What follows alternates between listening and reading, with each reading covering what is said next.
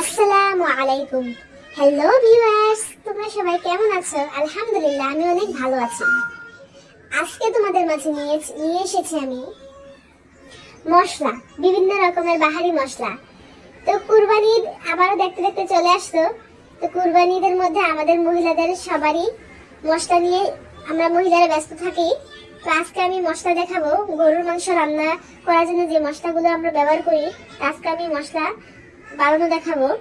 এটা আমি জিরা নিয়েছি, এখানে নিয়েছি শাহি জিরা, তারপর তেজপাতা নিয়েছি, দারচিনি নিয়েছি কিছু শুকনো মরিচ, লং নিয়েছি, তারপরে গোলমরিচ নিয়েছি, এটা হচ্ছে জয়ফল, আমি 3টা জয়ফল নিয়েছি, তারপরে নিয়েছি এটা হচ্ছে জয়ত্রী, তারপরে নিয়েছি স্টার এলাচ, এইটা হচ্ছে স্টার এলাচ, তারপরে আমি নরমাল এলাচ নিয়েছি, আবার বড় এলাচটাও নিয়েছি যেটা কালো হয়।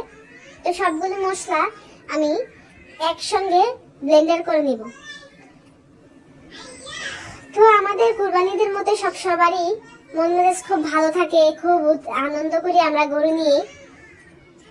তো মশলাটা আমি চুলার নিচে দিয়েছিলাম, গ্যাসের চুলার নিচে দিয়েছি যেন এটা গরম হয়। মশলাগুলো যদি টেলে নেওয়া হয় তাহলে কি মশলার যে স্বাদটা আছে, গ্রানটা আছে, আমার মনে হয় সেটা চলে যায়। সেজন্য আমি চুলার নিচে দিয়েছি।